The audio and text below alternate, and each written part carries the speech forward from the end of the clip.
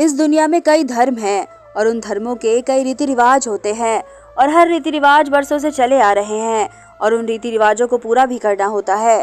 तमाम रिवाज या रिवायत हम इंसानों के ही बनाए गए हैं, जो कि बड़े बुजुर्ग अपने कबीले या धर्म के अलग अलग पहचान के लिए बना कर गए थे। उन पर अमल करना हर हाल में ज़रूरी होता है, वरना उन बड़े बुजुर्गों के मुताबिक हमारी ज़िंदगी बहुत सी परेशानियों में आ सकती है। कुछ ऐसी ही अजीब व गरीब रस्म रिवाज मुझे भी करनी पड़ी। वह वक्त व लम्हा मेरे लिए बहुत बुरा था, मगर हैरत होती है उन लोगों पर जो अपनी बनाई गई रस्म को ज़िंदगी में खुशी हासिल करने की चाबी मानते हैं, जिन्हें ना चाहकर भी हमें पूरा करना पड़ता है। आज इस रस्म की भेंट मुझे चढ़ना था, एक ऐसी रस्म जिससे शायद मैं मर जाती। मैं नाजुक सी लड़की एक सफ़ेद नस्ल के घोड़े का मुकाबला कहाँ कर सकती थी। तब तक मेरे आंसू बहे थे। एक पल मुझे इस शख्स का ख्याल आया जिसके खातिर मुझे बलि का बकरा बनाया जा रहा था। कैसा शख्स था जो मेरी ही बेबसी को और मुझे घोड़े के साथ बड़ी शान से देखेगा। ऐसे लोग क्या मर्द कहलाने के भी लायक है, जो रस्मों की भेंट हमेशा औरतों को ही चढ़ाते हैं। ये बात तब की है जब मैं 19 साल की थी। अपने पूरे ख़ानदान में सबसे ज़्यादा हसीन और ख़ूबसूरत लड़की थी। मेरे बाबा की नौकरी शहर में शिफ्ट हो गई थी। मैं अपने माँ बाबा की इकलौती बेटी थी। मैंने शहर से ही बहुत पढ़ाई हासिल की और अपनी ज़िंदगी की 19वीं सालगिरह वही गुजारी। पढ़ाई पूरी हो चुकी थी, लिहाजा अब गाँव से मेरी दादी माँ और ताई जी बार बार बाबा को कॉल करके वापस गाँव आने का कह रहे थे। मेरी दादी माँ को मेरे माँ बाप से ज़्यादा मेरी शादी की फ़िक्र थी। मेरी शादी का मेरे माँ बाप का भी कोई इरादा नहीं था, मगर मैं एक सुलझी और शर्मीली किस्म की लड़की थी। माँ बाप के सामने अपनी मर्जी को कहीं रख सकती थी, इसलिए वह जो भी फैसला करते मैं इस फैसले में राजी थी। कुछ दिनों के बाद बाबा ने जॉब से छुट्टियां ली और हम वापस गांव के लिए रवाना हो गए। बाबा ने हमें यहाँ छोड़कर वापस चले जाना था। मैं पहले भी कई बार गाँव गई थी, मगर अब हमेशा हमेशा के लिए मुझे वहीं रहना था और ये भी जानती थी कि मेरी शादी मेरे घर वाले गाँव में ही करवाएंगे। वापस शहर जाने का कोई चांस नहीं था। कुछ घंटों बाद हम अपने गांव पहुंच गए। गांव के शुरू में ही खुले मैदान और खेतों के नज़ारे शुरू हो गए थे। तभी एक मैदान में मुझे बड़ा सा शामियाना लगा दिखाई दिया। शायद गांव में किसी की शादी हो रही थी। मैं गौर से उस तरफ देखने लगी। खैर, मेरी शादी भी यूं ही किसी शामियाने में बैठकर की जानी थी। ये तो मैं जानती थी कि कुछ ही देर में हम अपने बाबा के घर के सामने पहुँच गए। दादी माँ और ताई जी के साथ साथ सभी घर वालों ने बड़ी गर्मजोशी से हमारा स्वागत किया। मैं अंदर कदम रखने ही वाली थी कि मुझे पीछे से घोड़े के बारी कदमों की आवाज़ आई। मैंने अस्तबल बना देखा था, जिसमें से एक घोड़ा भागकर हमारी तरफ आ रहा था।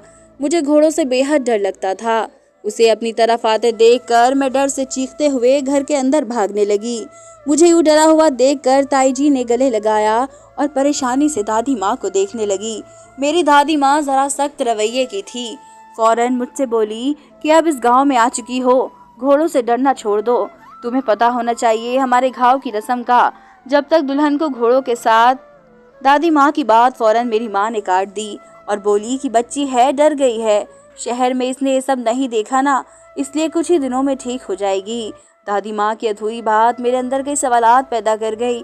माँ का उनकी बात टोकना साफ जाहिर था। तभी ताई जी मुझे बहलाते हुए अंदर ले जाने लगी। सबके साथ घुल मिलकर मैं बिल्कुल भूल चुकी थी। थोड़ी देर पहले जो भी हुआ था, रात हुई तो सबने मिलकर खाना खाया। खाने से फारिग होकर मैं कमरे में सोने के लिए लेटी ही थी कि मुझे घोड़े के हिनहाने की आवाज़ आई। मेरा दिल जोरों से धड़क उठा। मैं फौरन उठकर बैठ गई। इसके साथ मुझे कुछ रोने और चिल्लाने की आवाज़ें भी आने लगी। मैं भागकर अपनी माँ से लिपट गई। रात के इस खामोश वक्त में ये आवाज़ें मुझे काफ़ी डरा गई थी। मैंने पूछा कि माँ, ये आवाज़ें क्यों आ रही है? मेरे इस सवाल पर ताई जी ने मेरी तरफ देखा और हड़बड़ा कर फौरन कमरे का दरवाज़ा मजबूती से बंद कर दिया और बोली कि तुम सो जाओ, शायद वह घोड़ा फिर खुल चुका है, इसलिए ऐसी आवाज़ आ रही है। ताई जी के चेहरे से पता चल रहा था कि कुछ छुपा रही हैं। मैंने उन्हें सवालिया नज़रों से देखा और फिर बोली, क्या बात है ताई जी? मुझे ऐसा क्यों लग रहा है जैसे आप सब मुझसे कुछ छुपा रहे हैं? मेरी बात पर माँ बोली कि ऐसा कुछ भी नहीं है, ना कोई छुपाने वाली बात है। अगर कुछ है भी तो तुम्हें बहुत जल्द पता चल जाएगी। अब जाकर सो जाओ। मैंने एक एक नज़र माँ और ताई पर डाली और फिर अपने बिस्तर पर जाकर लेट गई। ये तो तय था कि कुछ बहुत ज़रूरी राज था जो मुझसे छुपा रही थी। वह शोर शराबा और चीखने की आवाज़ मुझे लगातार आ रही थी, जैसे कोई डर और दर्द से चीख रहा हो, और आवाज़ भी किसी लड़की की ही थी। न जाने क्या हो रहा था उसके साथ जो वह इस कदर रो रही थी। मगर हैरत की बात तो ये थी कि इसे बचाने या देखने के लिए ना तो मेरी ताई जी बाहर निकली थी और ना ही मेरी माँ। न जाने कब मेरी आंख लग गई और मैं सो गई। सुबह सवेरे उठने के बाद दादी माँ ने मुझे अपने पास बुलाया और बोली, आज तैयार रहना, घर में कुछ मेहमान आ रहे हैं तुमसे मिलने। उनकी बात पर मैं चौंकी और पूछा कि आखिर कौन मेहमान आ रहे हैं। मेरे सवाल पर वह बोली कि आज रिश्ते वाले आ रहे हैं तुम्हें देखने, वह भी इसी गांव से है, बस 2 गलियां छोड़कर उनका घर है। दादी माँ के अल्फाज ने मुझ पर जैसे बम गिराया था। अभी तो 1 दिन हुआ था मुझे यहाँ आए हुए और अभी से ही रिश्ते वाले मुझे देखने आ रहे थे। मैं अंदर ही अंदर काफ़ी बेचैन सी हो गई थी। गांव के मंदिर में एक ऐलान की आवाज़ गूंजी, जिसमें एक लड़की की अर्थी का ऐलान किया जा रहा था। अभी ऐलान हो ही रहा था कि दादी माँ सर्द आहें भर रही थी। सर्द आहें भरकर अफसोस से बोली कि चौधरी की बहू का देहांत हो गया है। अभी कल ही तो बेचारी की विदाई हुई थी। दादी माँ के अल्फाज पर मैं ध्यान दे रही थी कि तभी ताई जी की आवाज़ गूंजी, जिन्हें सुनकर मैं हैरत में गिरफ्तार हो गई। दिल में कई सवाल जन्म लेना शुरू हो गए। वह बोली कि माँ जी, अब जब दुल्हन को पहली ही रात घोड़ों के पास भेजा जाएगा, वे भी ऐसी नस्ल के, तो बेचारी दुल्हन क्या करेगी। इस बच्ची की तो उम्र भी सिर्फ 16 साल थी। सारी रात चीखती रही, रोती रही, मगर कोई इसकी पुकार पर वहाँ ना गया। जब सुबह देखा तो उसका देहांत हो गया अस्तबल में। मैं अभी भी उनके यहाँ से ही होकर आई हूँ। ताई जी की बात सुनकर मेरे रोंगटे खड़े हो गए। जिस्म पर यूँ महसूस हुआ जैसे चींटियाँ रेंग रही हो। मैंने ताई जी की तरफ देखा और फिर दादी माँ की तरफ। ये कैसा बयान था। शादी की पहली रात दुल्हन अस्तबल में क्या कर रही थी और घोड़ों का नई नवेली दुल्हन से क्या रिश्ता है। मैं इसी सोच में घिरी हुई थी। दादी माँ से पूछ बैठी कि दादी माँ, आपको वहाँ जाना चाहिए जहाँ देहांत हुआ है।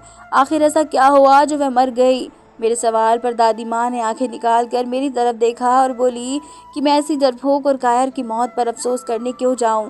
एक घोड़ा नहीं संभाला गया छोटा सा, तो काम करना था, वह भी नहीं कर सकी। मेरी नज़र में ऐसी लड़की दगाबाज है जो ना पति की बनकर रह सकती थी, ना ही इससे वफादार हो सकती थी। मर गई तो मर गई। तुम तैयारी करो, आज तुम्हारे रिश्ते वाले आ रहे हैं। मेरी दादी माँ के इतने रूखे अल्फाज सुनकर उन्हें बहुत हैरानी से देख रही थी।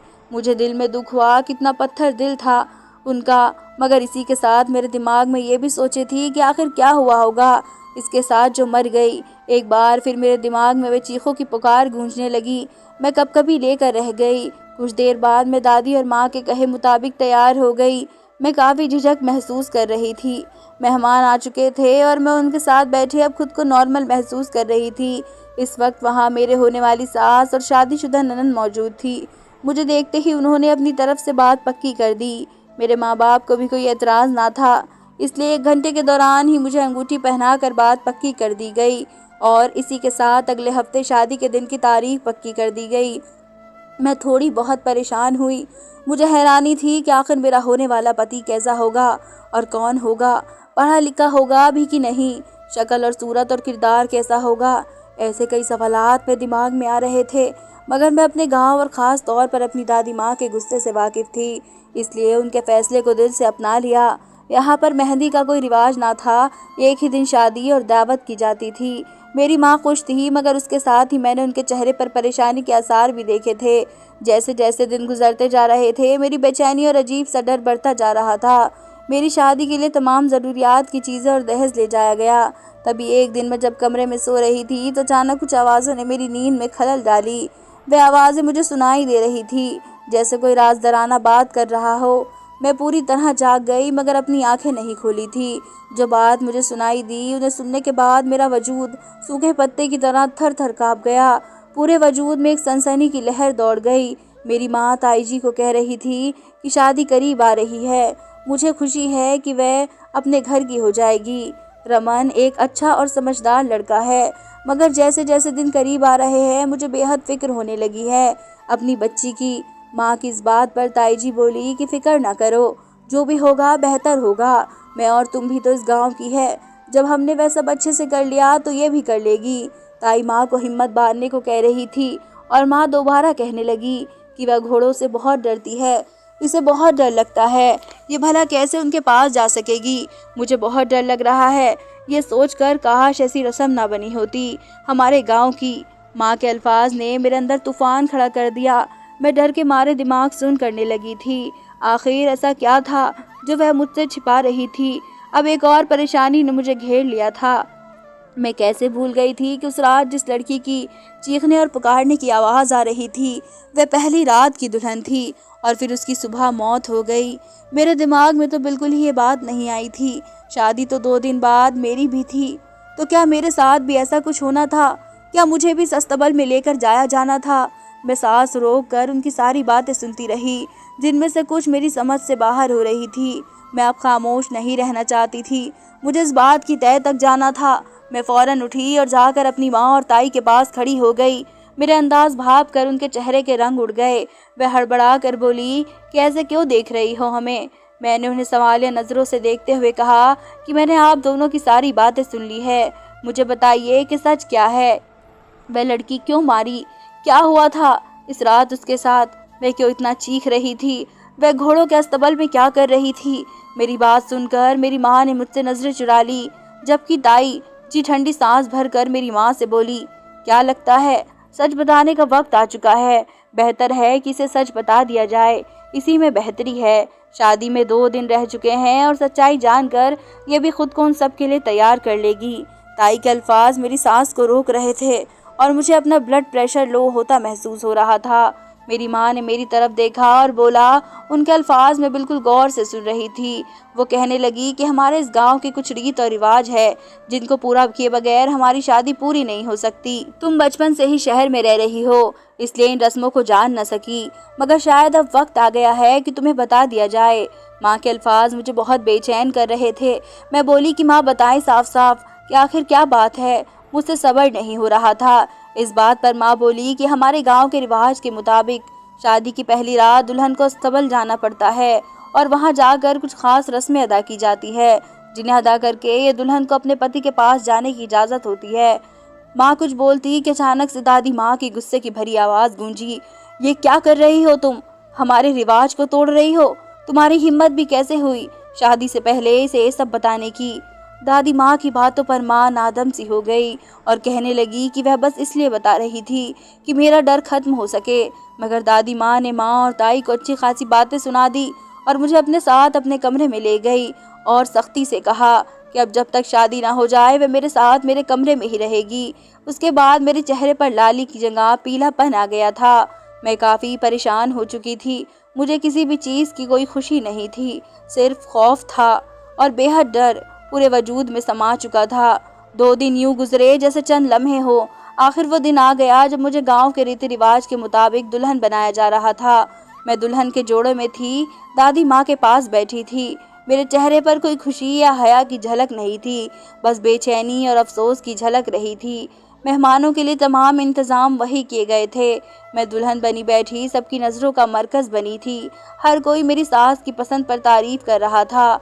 शादी हुई तो मैं एक पल को खुश हुई और अपनी नई ज़िंदगी के बारे में सजाने लगी। मैंने अभी तक अपने पति को नहीं देखा था। आखिर कुछ देर बाद खाने से निमटकर जब सभी मेहमान जाने लगे तो मुझे भी विदा कर दिया गया। दिल में कई सवाल और कुछ शिकवे लिए मैं अपने माँ बाप से जुदा लेकर रुखसत हो गई। मगर हैरानी तब हुई जब हमारी गाड़ी मेरे ससुराल जाने के बजाय अस्तबल की तरफ मोड़ दी गई। मेरा दिल पूरी तरह धड़क रहा था और फिर यूँ महसूस हुआ जैसे धड़कना ही भूल गया हो। मेरा पूरा वजूद कपकपाने लगा था। मैंने एक नज़र अपने साथ बैठी अपनी ननद पर डाली, जो मेरी परेशानी भाप कर बोली कि कुछ नहीं होगा, परेशान मत हो, तुम एक बहादुर लड़की हो।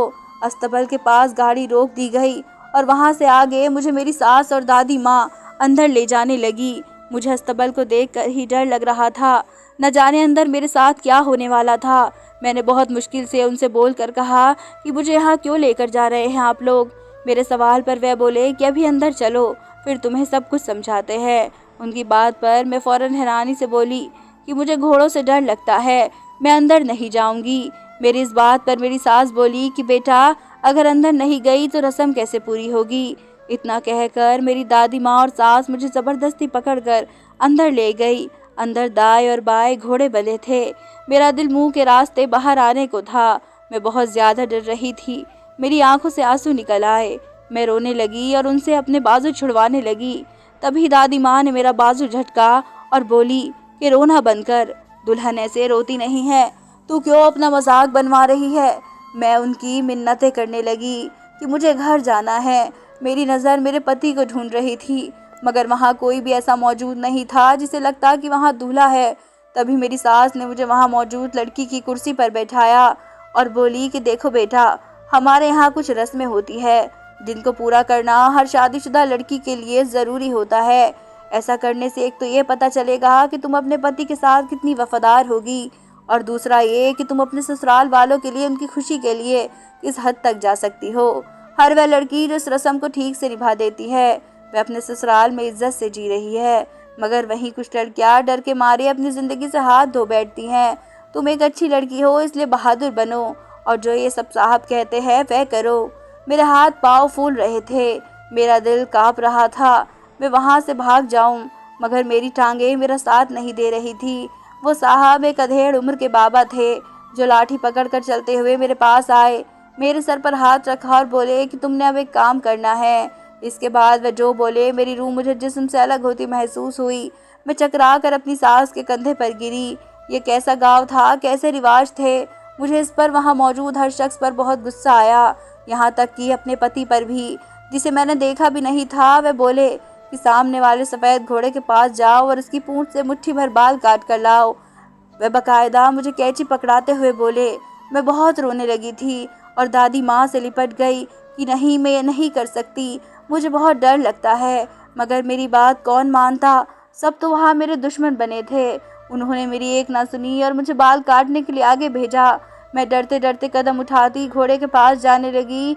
10 कदम की दूरी पर वह घोड़ा मौजूद था। मुझे डर महसूस हो रहा था। मैं बच्चों की तरह रोते हुए कहने लगी कि मुझे शादी नहीं करनी, मुझे वापस शहर जाना है। मेरी बात सुनते ही दादी माँ गुस्से से आगे बढ़ी और मुझ पर हाथ उठा दिया। मुझे थप्पड़ लगता इससे पहले ही मेरी सास ने उनका हाथ पकड़ लिया। वह मुझे कई बात सुनाने लगी। मैं जान चुकी थी कि अब बचने का कोई रास्ता नहीं।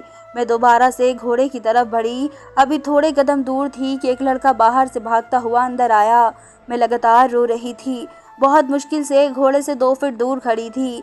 अब तक बातें हाथों से उसकी पूंछ को पकड़ने ही वाली थी कि घोड़ा देखते ही देखते पीछे मुड़ा। उसने अपनी टांग मुझे मारने के लिए उठाई। इसी पर उस लड़के ने आगे बढ़कर मुझे झटक से अपनी तरफ खींचा। मैं और वो दोनों ज़मीन पर गिरे थे। घोड़े की टांग मेरे सर पर लगने से तो बच गई, मगर मेरा बायां बाजू इसके पैरों में आ चुका था। मैं दर्द से करहा रही थी, जबकि घोड़ा अभी भी उछल रहा था और हमारी तरफ आ रहा था। इस लड़के ने मुझे उठाया और गुस्से से मेरी सास और दादी माँ को डांटने लगा। मैं डर और खौफ की मूरत बनी उसके साथ खड़ी उसका चेहरा देखने लगी। वह मेरी ही उम्र का लड़का था। वह कहीं से भी इस गांव के अनपढ़ लोगों जैसा नहीं लग रहा था। उसके बात करने के अंदाज से मैं पहचान गई थी। मैं ख्यालों से तब बाहर निकली जब उसने मेरी सास को माँ कहकर पुकारा। आप ऐसा कैसे कर सकती हैं माँ? जब मैंने कहा था कि मुझे ऐसे किसी भी रस्म का हिस्सा नहीं बनना, तो फिर क्यों आप मुझे धोखे से घर बेचकर मेरी बीवी को यहाँ लेकर आई हैं? अपने रिवाज और रस्में बंद कर दें। कितनी मासूम लड़कियों की ज़िंदगी बर्बाद करेंगे आप। सब घोड़े के बाल काट कर, इससे पति की नज़र उतार कर उन्हें जलाने से कौन सा पुण्य मिल जाता है? माँ, क्या घोड़े के बाल से ही लड़के की ज़िंदगी लंबी होती है या ससुराल में इज्जत मिलती है? ये सारे जज्बात तो दिल से आते हैं। किसी जानवर के बालों के मोहताज नहीं होते ऐसे रिश्ते। वह लड़का यानी रमन मेरा पति था। मैं उसे टकटक देख रही थी। मेरा सारा डर और बेचैनी दूर हो गई है। वह तो मेरी सोच से बिल्कुल अलग निकला था, बिल्कुल मेरी तरह ही समझदार था और ऐसे रस्मों रिवाजों के नाम को ना मानने वाला था। दादी माँ और सास शर्मिंदा थी, मगर उनकी रस्मों की वजह से गांव की कितनी लड़कियां मर चुकी थी, या फिर अपनी एक आँख खो चुकी थी, या हाथ पांव तुड़वा चुकी थी। इस वाक्य के बाद मेरी दादी माँ और सास की आंखें खुल गई, मगर बाकी गांव वाले अभी भी ऐसी रस्मों पर तुले हुए हैं। मेरी दादी माँ शर्मिंदा थी, जबकि सास सुबह शाम कॉल करके माफिया मांगती। इसी शाम अस्तबल से मेरा पति मुझे लेकर शहर आ गया, क्योंकि वह भी शहर में ही पढ़ लिख कर अच्छी नौकरी कर रहा था। हमारी शादी को 1 महीना गुजर चुका था, मगर मेरा पति अपने ख़ानदान वालों से सख्त नाराज़ था। हम अपनी ज़िंदगी में आगे बढ़ चुके थे और बेहद खुश थे। मगर हाँ, इस शाम घोड़े की टांग लगने की वजह से मेरा बायां बाजू ज़रूर ख़राब हो गया था। मगर डॉक्टर का कहना था कि कुछ महीने ध्यान रखने से वह भी दोबारा से हरकत करने लगेगा। शायद ये धक्का ज़रूरी था मेरे घर वालों की सोच बदलने के लिए और ऐसी रस्मों से खुद को आज़ाद करवाने के लिए। ये सब होने से उनकी सोच बदल गई। धन्यवाद दोस्तों।